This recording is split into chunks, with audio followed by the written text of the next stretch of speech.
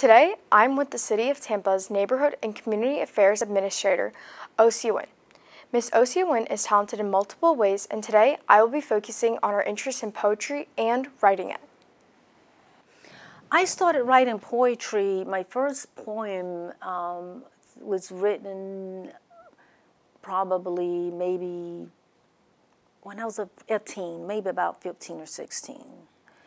And growing up in a small rural town in the Panhandle, you know, we didn't have a lot to do. So you had to make creative things to do. So we played hide and seek, and we played tag. And with my family, it was quite interesting because our discipline was not sitting in a corner. Our discipline was writing or reading a book and writing a book report. So needless to say, I was disciplined a lot because I had a lot of writing to do. But so it was really captured from there, actually maybe earlier than mid-teens. One of my earliest inspiration has to be Elizabeth Barrett Browning in Sonnet 43. The inspiration not only came through her poetry, but through my father. And he would use such diction and such emotion in reciting the poetry. And from that, I just had a love of the poetry. And I think the very first one has to be Elizabeth Barrett Browning. You know, I have a number of favorite poets, and in no priority list, they are Phyllis Wheatley. I love Maya Angelou. I love Edgar Allan Poe. I love Paul Laurence Dunbar. So I have a number of poets, and the reason why I love them is because they're able to express who they are and capture a moment in time through their poetry. I like to write because I like to express myself in ways that I've never expressed myself before. And again, capturing that moment in time is what's really, really important to me. Capturing the moment in time and with some of the poets that I named has been really inspirational because I have had the ability to actually visit some of the sites or some of the areas where they actually wrote some of the poetry. And I would like to share one of my poems with you to where I've captured that moment in time. So I'm a runner, and some days it's an easy run, and some days it's like, okay, why am I even out here? But even with that, having the ability to run with friends and to complete a race with friends is something that I always wanted to share with them. So I would like to read a poem entitled, I Run. Okay, of course. I run. I run because I can. I like to feel the wind upon my mahogany skin.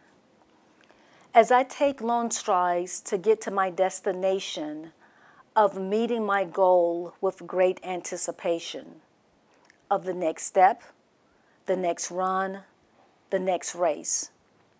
I run. I run because no one told me I could get high from the endorphins that my body supplies when the sweat dribbles upon my defined thigh and my lungs desperately tried to get another breath for the next step, the next stride, the next mile. I run. I run because I defy all odds when they told me, child, you will always be behind bars because your lungs will not allow you to play. So sit and contemplate what it feels like having the wind blow upon your mahogany face as you watch your friends play another game of tag, hide and seek, run another race. I run because my body does not define who I am, for I was created by the great I am, who said that I can run this race. So I decided to take that literally as I set the pace for Beth, Colleen, Roderick, and Grace to motivate them for the next challenge, the next try, the next race. I run. I run as the morning sun glistens upon my sculptured back, as the pavement gives way to feet and neither gives any slack to the way I must tread to meet my destination with great anticipation of what lies ahead. So I run because I can. As I mentioned, so this poem captures me running and how I feel on some days when it's hot, it's humid, when I just wonder if I can just even get to the next step, just get to my end point from where I started. So this is what I like to write about. I started hiking as well, so I have a number of poems that are written about my hikes that capture, again, that moment of what we're doing, trying to get to the elevation, wondering if you're going to make it safely, wonder if you're going to come back safely, and when you do, the feeling that you're able to capture as a result of that. Life is indeed a journey, not a marathon. And on that journey, as you're going through different elevations, you're going to have highs, you're going to have lows, you're going to have setbacks. But what's important is that you continue to move, you continue to hike, you continue to get to the end of whatever that destination is. Thank you for joining us today and learning more about Ocea Wynn and her hidden talent. An important message that can be taken from today is to find what you're passionate about and to always make time for it. Make sure that you do it.